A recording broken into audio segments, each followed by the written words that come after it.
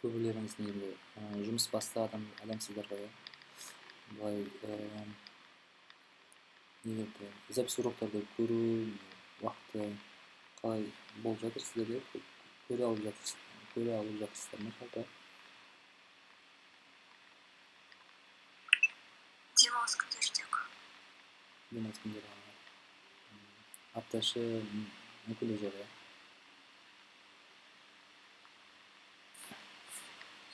Көрген дұрыс болғандықтан. Бір запись совет. Бір-екі рет көремін. Бір рет емес, екі-үш рет сол уақыт кетіп қалады. Жақсы. Ең бастысы көріп жасап тұрсаңыздар болғаны.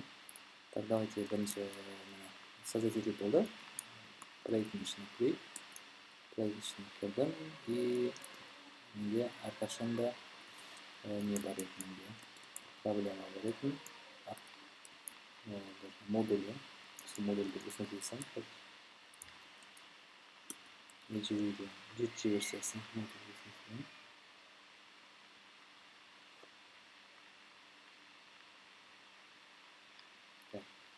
Болды. Так. Енді қараңыздар, бізде event application node модуль деген папка бар. Так, public деген папка бар. Және CRC деген папка бар. CRC-nin ішіне кіреміз де.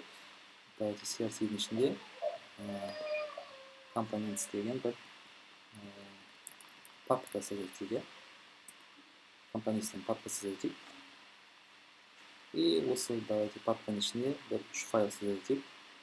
Біріншісі календар JS болсын.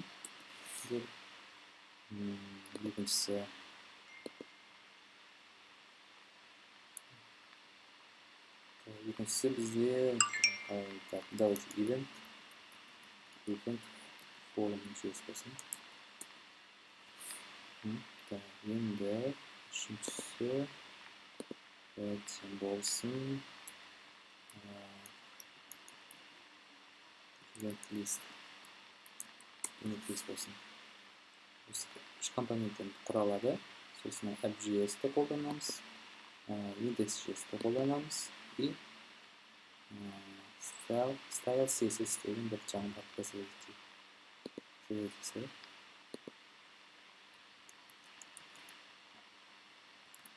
Style CSS деген жаңа папка создать. Осылайға код жазамыз қазір. Так, біріншіден негізгі компонентке кірейік. Негізгі компоненттен қайсы ол? Негізгі компоненттен app.js. Біз app.js-ға нелер жазайық. Маңызды use effect, use state дегендерді импорт жасайық. Біріншіден. Import.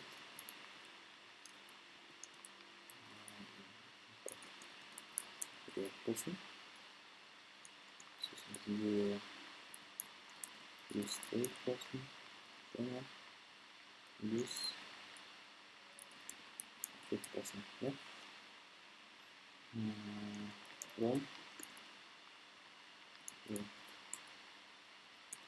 Так. Енді бұл жерге ара қарай не жерде return ішінде давайте үйлерді алып тастайық. Header дегені полностью керек емес. Давайте осының ішіне бір параграф жасайық.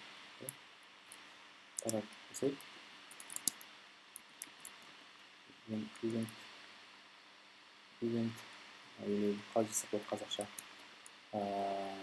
Event мероприятие. Шаралар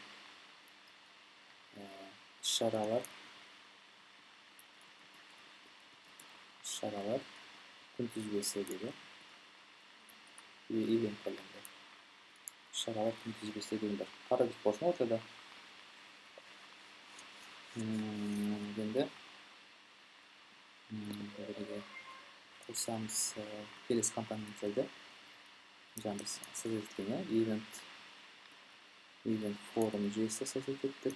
Соны қосамыз. және event form тұрады. Event formнан кейін бізде calendar.js созатын болатынбыз. calendar.js формнан кейін calendar тұрады. Содан кейін lisттер тізімдер тұрсын. Event list тізімдер тұрсын. Компоненттер қойдық. Енді әрбір компонентке белгілі бір нелер қосайық. Actionдар қосайық. Add event. Яқты evenттер қосылатын болады. Календарда бізде көбінесе шаралар қойылады. Eventстер қосайық. Ал тізімде бізде events болады. Және бізде мында бір action қосылады мұнда. То есть delete удалить аламыз. То есть листтерді біз удалить аламыз. Керек емес, оны орындалып қойған, уже болып қойған іс-шараларды удалить ету action'ы осы жерге қосамыз. Delete event. Жақсы. Осымен пока return'ді толтырдық. Енді не істейміз? Енді біз мына жерге объектінің ішіне константный нелерді созайық. Event, set event, то есть useState қолданамыз. useState қолданамыз. Константный. Яғни көп үшті жақша болады, білесіздер. Evenттер және set event болады. Көбі text, set text, image, set image, көбінесе осы қайталанады барлық жерде. Number, set number деген сияқты. Міндеттерге set қосылады алдында. И осы жерде useState қолданамыз. useState дейік, және useState әзірге бізде тізімдерді әрине біз не істейміз? Array list'те төрт үшті жақша ретінде қалдырамыз. Төрт үшті жақша дейміз, осындай тізім жасалынады деген сөз. Енді оқиғаларда енді біз local storage'дан алу бір нелерді жазып қоямын, андай комменттер жазып қоямыз, сіздерге түсінікті болу үшін. Оқиғаларда енді давайте local storage'дан алу деп жазайық. Local storage'дан алу. Оған енді код жазамыз. Ол үшін біз use effect қолданамыз. Use effect дейміз. Так, оның сөйтін білесіздер. Онда бір белгі қолданылады. Ондай. И бізде үстігінен болады. Осы. Үстік. И мынау фигурный жақшаның ішінде біз кодтарды жазамыз қазір. Фигурный жақшаның ішінде кодтарды жазамыз. Константный деймізде сақталатын event'тер деген бір айнымалы сөздейік. Set events JSON парс жасаймыз. JSON то есть JSON парс дейміз не? То есть жалпы біз local storage'дан оқиғаларды төресіне жазып тұрайық. Оқиғаларды local storage'дан аламыз да, оны JSON форматқа айналдырамыз. JSON форматқа айналдырып біздің сайтымызға жарияламыз. Local storage'дан. Local storage'імізді и содан get item дейміз. Get item деймізді. Нелерді аламыз? Event'тарды аламыз. Local storage'дан. Local storage'дан event'тарды аламыз. Енді егер саталы event болса, saqlangan event bo'lsa g'ana olamiz. Ishni saqlangan eventlar bor bo'lsa, sonra set event orqali biz o'zimizga jarayonlaymiz. O'sha yerga set event qataq qilamiz.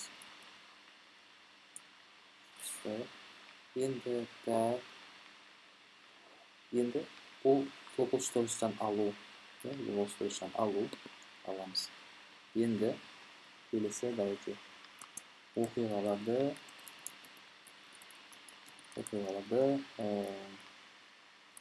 local storage'ga qolay saqlaymiz. Local storage'ga saqlaymiz. Local storage'ga qolay saqlaymiz. So'ngra o'shanda use effect qo'llanamiz. Use effect'imizda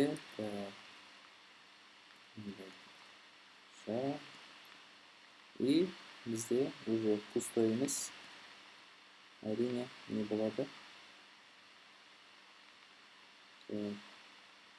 Әрине bizga event bo'ladi shunda. И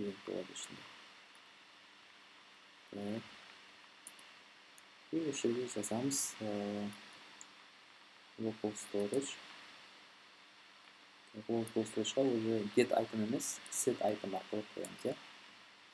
Set events o'zimizga oldik. Endi olib qo'ydik. Qolganda set item orqali biz local storage'ga eventlarga qo'yamiz. Event. То есть JSON file ретінде shu yerga qo'yamiz. Biz string file funksiyasi orqali eventlarni qo'yadigan bo'lamiz. Endi use effect jasadik. Endi use effectdan keyin bizga nima bor? Bilasiz. Event formda add event bor. So'ng bizning bir delete event bor. O'slarda bu funksiyalarda jazaydi. Add event'da biz ne isteymiz? Add event bo'lganda ne isteydi? То есть so'ngra constantly add event bo'ladi. Add event funksiyasi ne isteydi? New bir жаңа event создать etadi. Жаңа event создать etadi. Так. И event полочка. Ikkinchi qo'ysak. Event polочка yozamiz. Set events. И tizimlar әрине тік жақша. Так, и eventler. И new event. New event'e qo'yamiz. Tushunarli? Endi bizda delete event qoldi. Janды ko'rdingizlar, add event bizda janды. O'shani mana уже funksiyasi существует, so'zlab ketdi. Delete event qoldi endi. Delete event'da events bizda janda aytadi. To'xta. Events'ni qaytarib o'tganda events'da biz nima shunday qo'llandik. So'ngdan bu bizning funksiya emas ekan, events. Bir argument bo'ldi. Поэтому boshqasiga bo'lmaydi. Endi constantly delete event funksiyasi isteydi. Adishkani oladi-da. Eventning adishka, то есть JSON fayllarda ko'rinsa adishkani singletовая, bilasiz. Bir adishka bir, потом, то есть birinchi eventning adishkasi bir bo'ladi. Ikkinchi eventning уже adishkasi yo'q. JSON faylda bizga axborotlar saqlanadi. So'ng bizga сразу же adishkani olamiz. Ung'ayroq.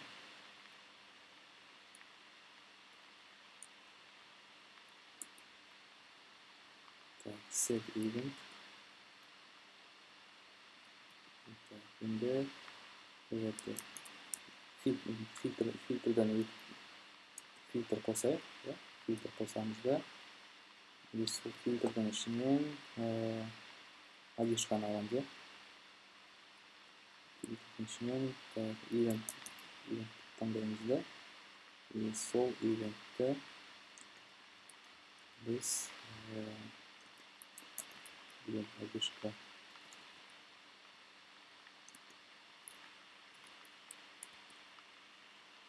и уже тем болмаған кезде уже үйретеміз.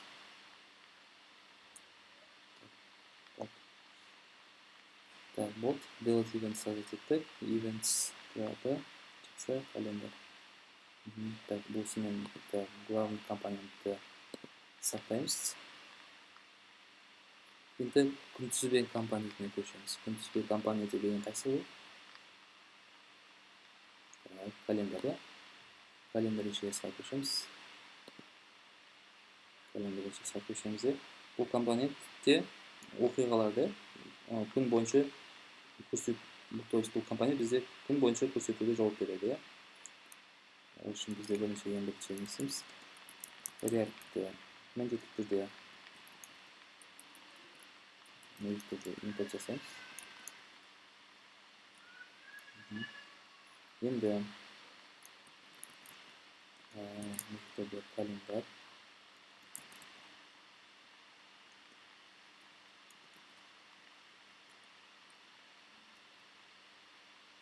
Так, иә, осылай. И мына жерге давайте ивенттер сөйлетейік. И бізге бұл не қайтарады? Сонда жай. Бұл бізге қайтарады.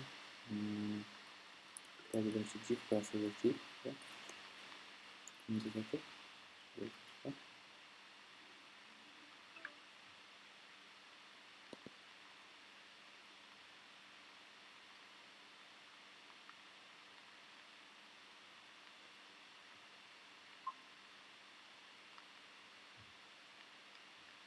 Кешіріңіздер, интернеттің тұрақсыздығынан бұл керек, шамасы үзіліп қалды. Жаңа даусым үзіліп естіліп жатқан екен, иә, сіздер жаздыңыздар. Қазір қалай даусым жақсы естіліп жатыр ма?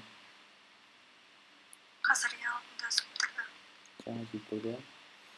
Кешіріңіздер, интернеттің несі қолайсыздығынан бұл. Жақсы. Экранның көрініп тұр деп ойлаймын, иә. Так, енді қараңыздар. Календар создать етіп функциясын. И ол бізге не қайтарады?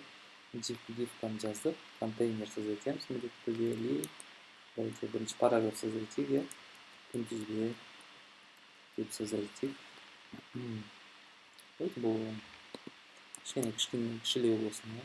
Главный ошибка. И давайте тізімдер ретінде создать. Тізімдер ретінде енді бізде міндетті түрде map кетеді, білесіздер. Map. Так, map'тың ішінде event болады. Және қарапайым жақша. Қарапайым жақша болады да. И осына біз ішіне жазамыз. Нені? Ли тізімдерді жазамыз, иә. Ли тізімдерді жазамыз. Лиге давайте ключ керек. Ключ бізде ID-шка, иә. ID-шканы аламыз. ID-шканы аламыз. Информацияларды ID-шкамен локалстойчқа саламыз, иә. Так, енді strong деген білесіздер ме? Білесіздер ғой, strong деген. Жирный болып ивенттардың датасы жирный болсын. И датадан кейін двоеточие. И давайте болсын ивенттің аты. Ивенттің аты.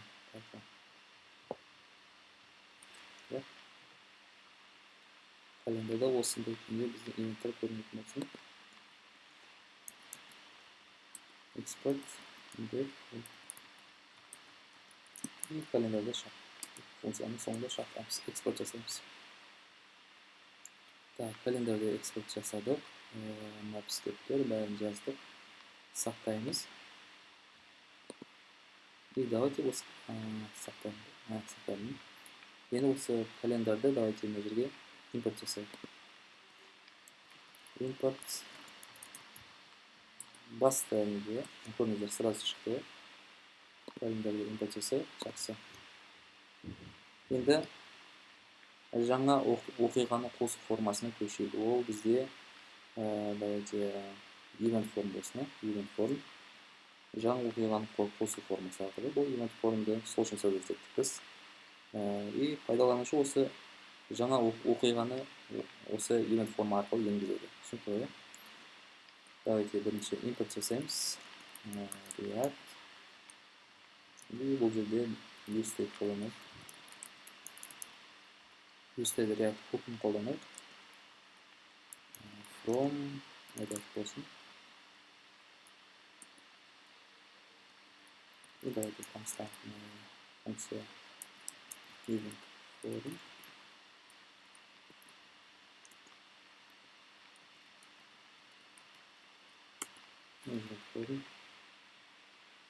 И давайте бұның ішінде бізде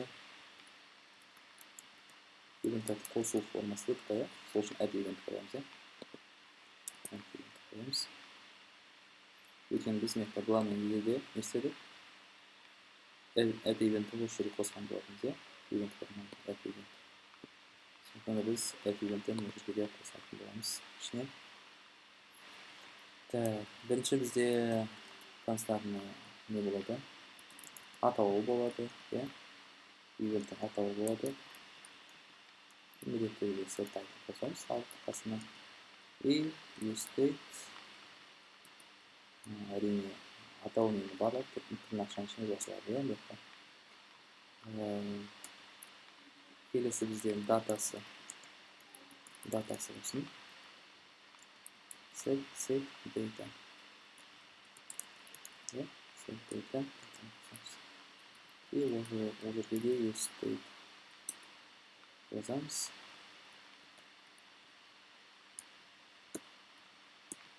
Осылай. Енді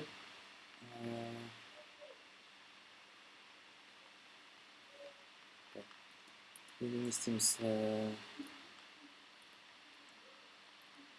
Енді бізде естеріңіз болса, handle submit арқылы біз неге сөйлетіміз. Оқиғалардың, то есть handle submit арқылы event деген бізде оқиға. Event оқиғасын handle submit арқылы қадағалайтын болатынбыз. Сол үшін бізде handle submit сөйлетеміз. И осы жерге міндетті түрде дейміз, event оқиға. Өйткені әрбір мероприятиеде міндетті түрде оқиғалар болады. Оқиға. Event и бастапқыда бізде default не болады? Prevent default.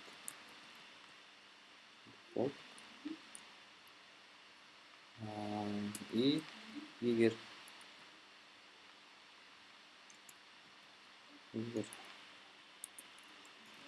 атауымен немесе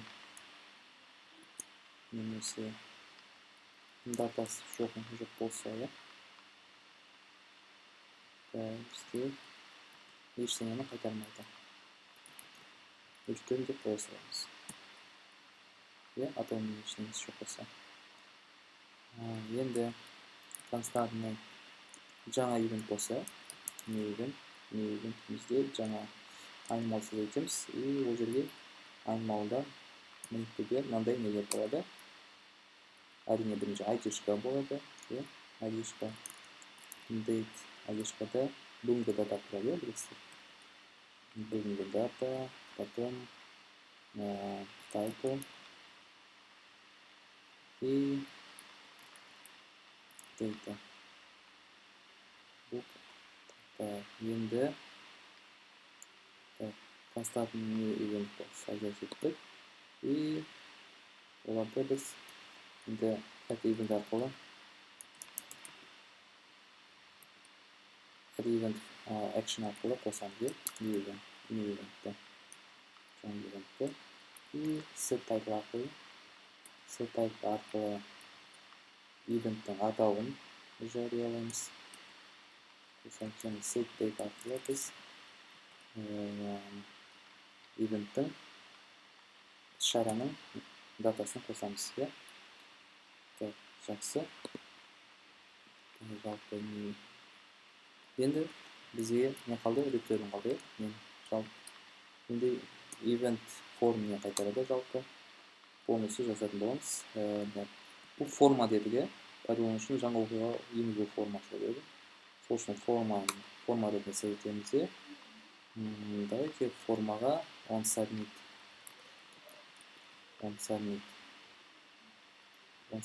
и осы жерге біз сәйкеткен handle submit'ті қоятын боламыз. Handle submit деймін. Неміз константный handle submit сәйкетті. Event'терді қосатын new event и add event сол функциясы арқылы қосылады и біз оны формаға байлатады. Енді давайте форманың ішінде бірінші заголовок болсын, жаңа оқиға қосу деген секілді жаңа несі болсын. Атауы заголовкасы болсын. И міндетті түрде енгізу поляларын енгізуге. Бізде input арқылы жүзеге асырылады. Input. Input'та бізде не болсын? Input'та бізде title болсын. Текст типі болсын. И input'та қандай текст тұрады? Мысалы, оқиға атауы, деген текст тұрсын. Соған қарап біз текстті жазамыз. Келесі бізде value, әрине мәні не болады бізде? Title болады, атауы. Title'ın атауын енгіземіз. И оны change бақылау несін қосамыз. Оны білесіздер, ертең сақтарды қолданған болатынбыз. Міндетті түрде target value дегенде қосатын боламыз, білесіздер. Бірінші set title қоямыз. Set title'ды қосамыз да, set title'ға target value қоямыз. Енді бұл бізде оқиғаның атауы. Тура осы input'ты копировать етіп, келесі input қосамыз да.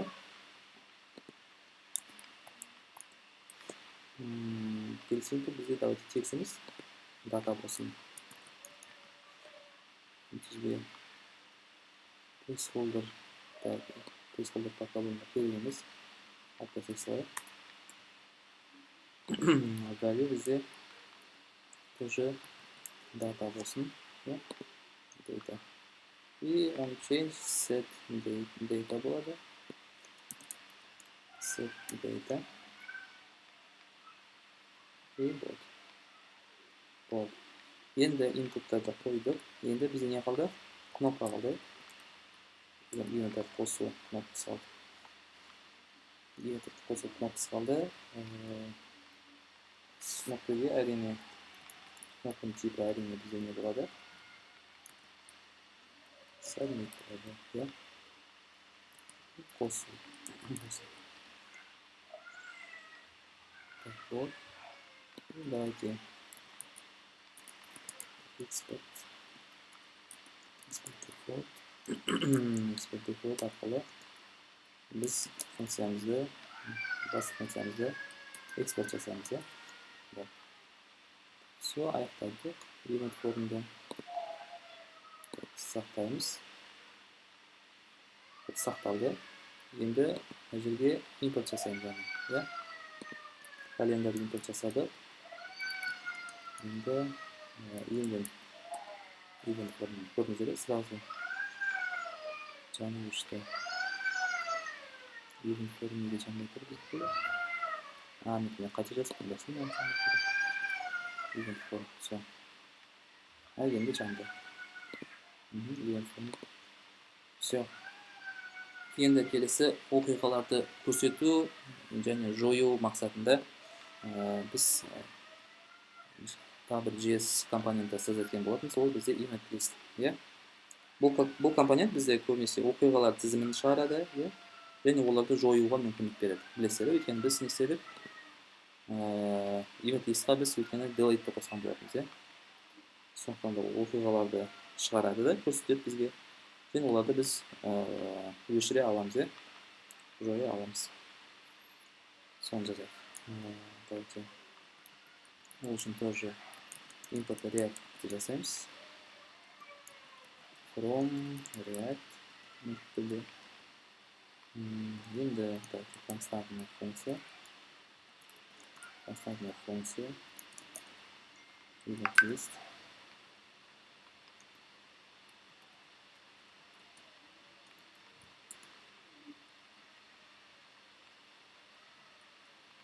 Бұл жерде бізде екі аргумент болады.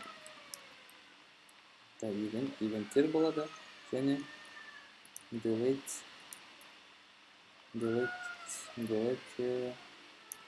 event екеуі болады. Жақсы. Енді сразу не көшейік. Бізге не қайтарады? Бұл event не қайтарады? Бірінші типқа созайық. Контейнерде давайте бізде болсын достаточно заголовка, ya. O'qiqalar tizimi deb qo'shilsa.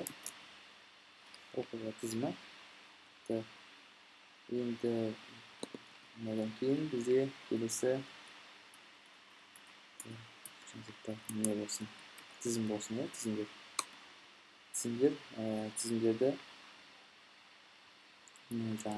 map orqali chizib olamiz. Map event deyimizda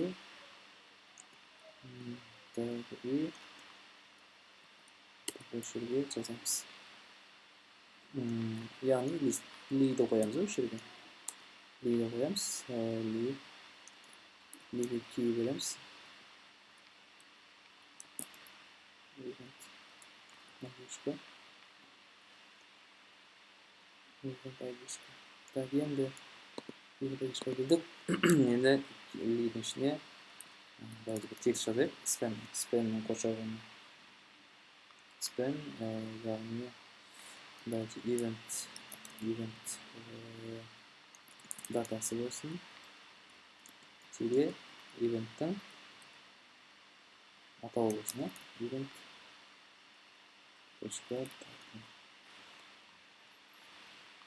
endi bizga удалить etgan knopka kerak, button. Bizga то есть tizimga chiqqan кезде datasi turadi birinchi, siziqcha atovi turadi. Biz soni endi удалить etamiz kerak. Biz mana bir knopkalarning xizmatini on quit deymiz. On quit.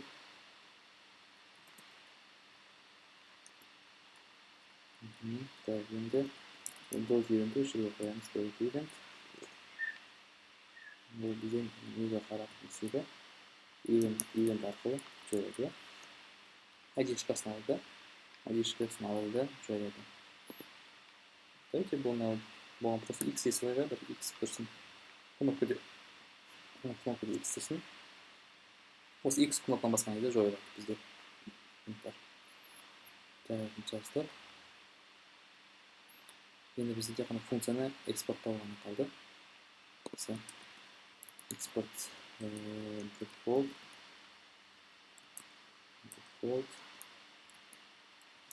event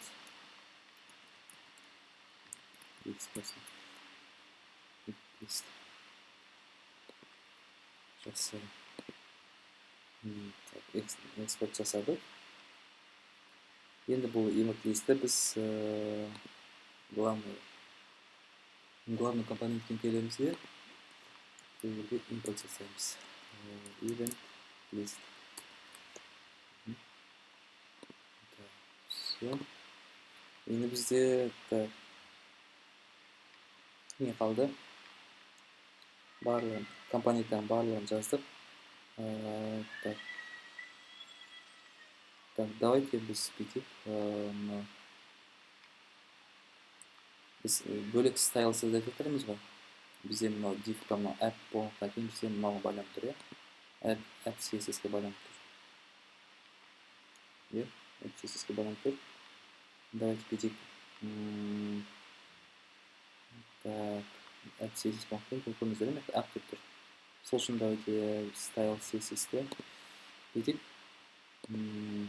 Бізде мына жерде мынау бір CSS-ті алып тастайық. Или осыны орнына жазайық, иә. Так.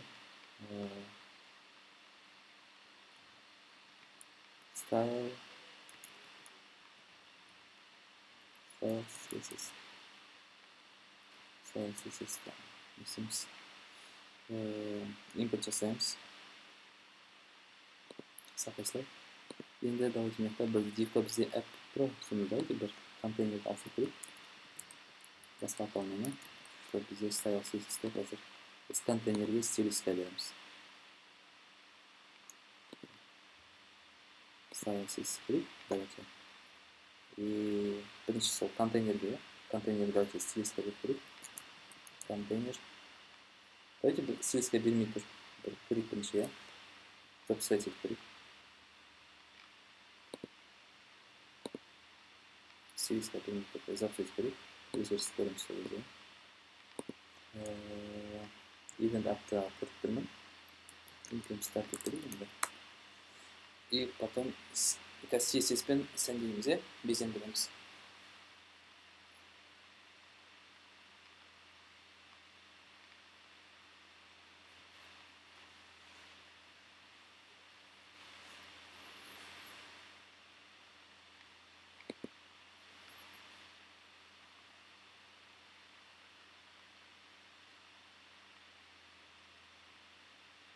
Көрдіңіздер, иә, міне. Жаңа оқиғаны атауын жазасыздар, датасын жазасыздар. И қосуын басқан кезде бізге оқиғалар тізіміне қосылу керек. Көрейікші, мысалы. Қандай оқиға жасам екен? Әз Наурыз мейрамы, иә, давайте. Алда әз Наурыз мейрамы келеді, иә. Наурыз, мейрамы келе жатыр.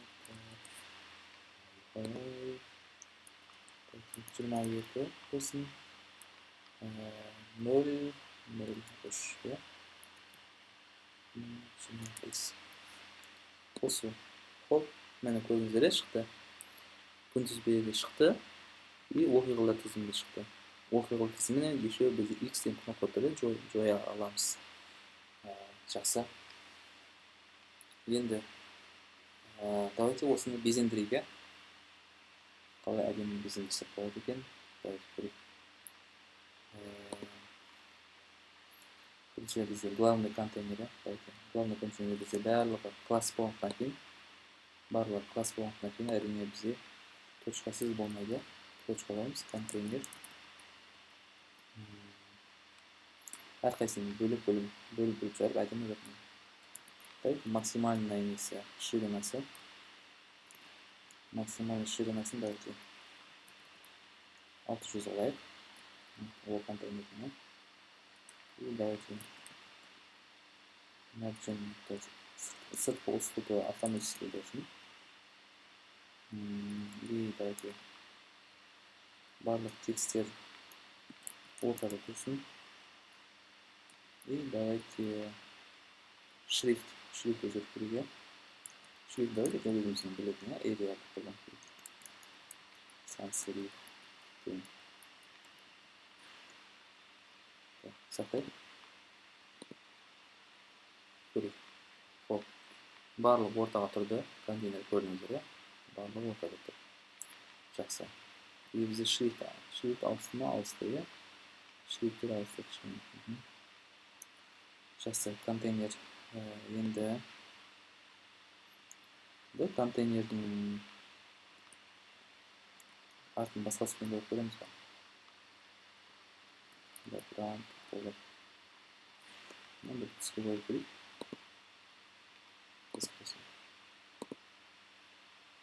Мен көрдіңіздер, атын бояды. Background болып. Жақсы. Енді давайте кнопка button.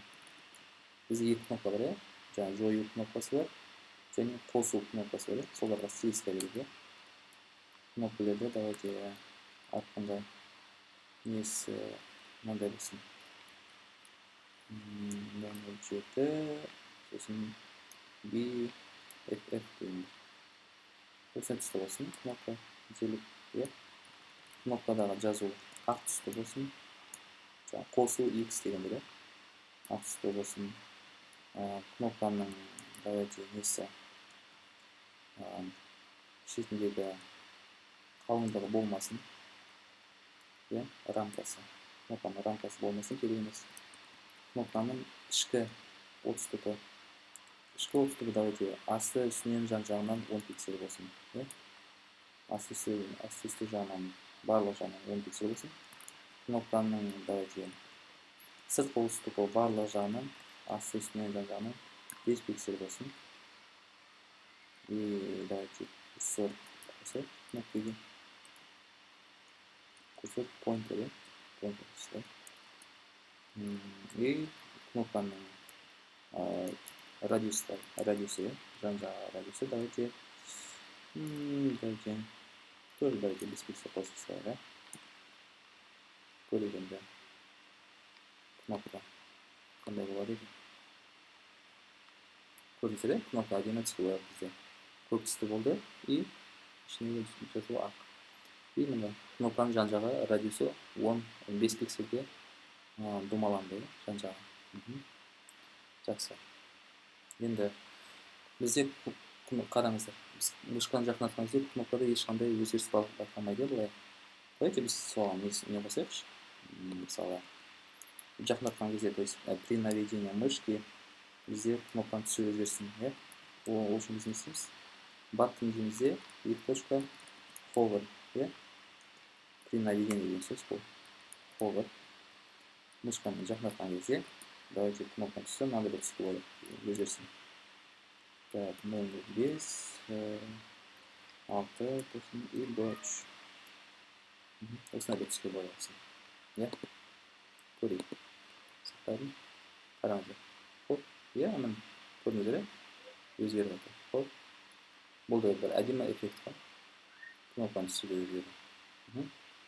Жақсы. Контейнер бізде что-то төбесінен жан-жағына бір тоже отступ қылдырсақ дұрыс болар еді. Тәдем қосайықшы. А то некрасиво. Ұнамай тұрмаған. Мәртен давайте тәдем қосайық. Жан-жағына дәлі 10 пиксель қосып көрейікші. Қандай болады. Ой, енді нормально. Үстінен әдемі отступ қалды іштен. И астынан тоже 10 пиксель отступ қалды. И ортада тұр, әдемі. Бір арнайы бір не сияқты тұр бізде әдемі. Қалай айтсам болады? Ну, бір приложение сияқты тұр, Давайте не қосып көрейікші. Бізде 4 үшті болып тұр, не тема болып тұр, қызықымыз. Давайте border radius тоже домалап көрейікші жан-жағына. Әдемі болсын. Border radius. Давайте 5 пиксель қосып көрейікші. Қалай болады екен. Қараңыздар, қараңыз. Жан-жағы домаланды бізде. Әдемі. Бізде давайте мына төбесіне тоже отступ қосайықшы. Мәрджин. Авто. Асты үстінен жан-жағынан. Давайте 20 пиксель қосып көрейікші. Қалай болады екен. Мына кетіп қалады екен, Авто болғаннан кейін бізде ортада тұрды. Окей. Авто болып тұра берсін. Өйткені бізде шетке кетіп қалады. Авто болып тұра берсін. Жақсы. Өйткені бізде текстиль лайн центр болып тұр ғой. Ортада әдемі болып тұра берсін. Жақсы. Так, кнопканы бітірдік. Енді біздің не қалды? Жаңа нелер қалды, мына полялар қалды, input поля қалды, және select таңдайтын нелер қалды. Соған бір не берейік, стилс берейік, сонымен аяқтаймыз. Input және select болсын. Input и select осыларға пәден ішкі 30 давайте не болсын. 8 пиксель берейік. Один помещу. И сыртқы давайте жан-жағынан 5 пиксель берейік. И ширина давайте барлық несі. Ширинасы 80% деп берейікші.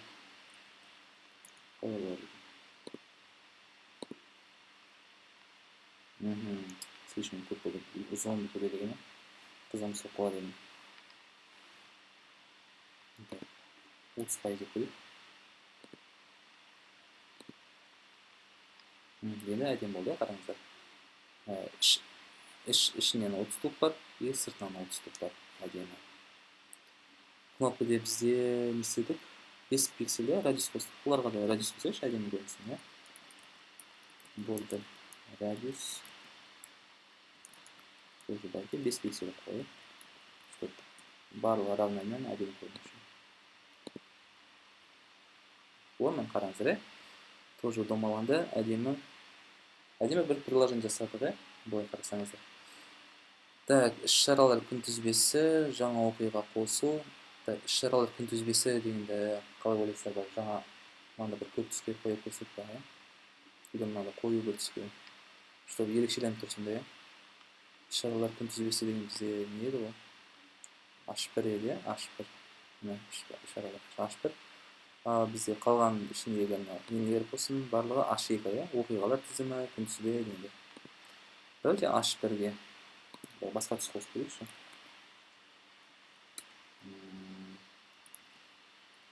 Колор. Давайте осы түс қосып көрейік. Көрдіңіздер, осы түске боянды. Жақсы. Ол лентасы бір жаңа оқиғаны қараңыздар. Еще қараңыздар, көрдіңіздер ма? При наведении бізде жаңа көк түске боялып отыр, көрдіңіздер. Select деген түсінікті ғой, select дегенде. Басқа кезде таңдамайсыздар осы select. Input деген таңдалмай тұрады. Select бассаңыздар, түсі боялады басқа түске. Өте әдемі, тоже эффектный көрінеді. Біліп тұрады, қайсыны таңдап жатқандарыңыз. Тағы бір оқиғаны қосып қойып, мысалы, туған күн или ауызашар дейді. Ауызашар кафеде деді, қосып қойшы. Ауызашар кафеде, мысалы, бүгін 10-ы болса, 15-іне 15-і 03 20-25 қосамыз. Қосылды.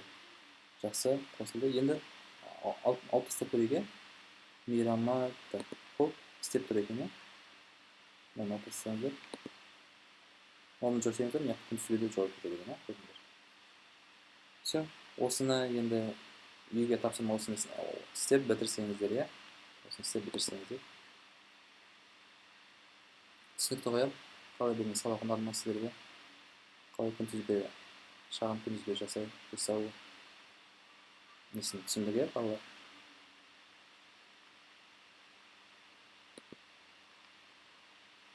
Мен даусым естіліп тұрма, қатып қалып жатқан жоқпын ба?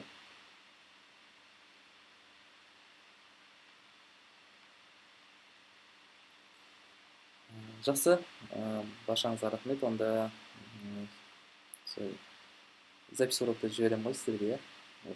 Сосын бізде өткен аптада пропущенный урок болды. Өйткені мен денсаулығыма байланысты кішкене сабақты шегерттім, и сіздерге уақыттарыңыз болмады, апта соңында өткізе алмадық.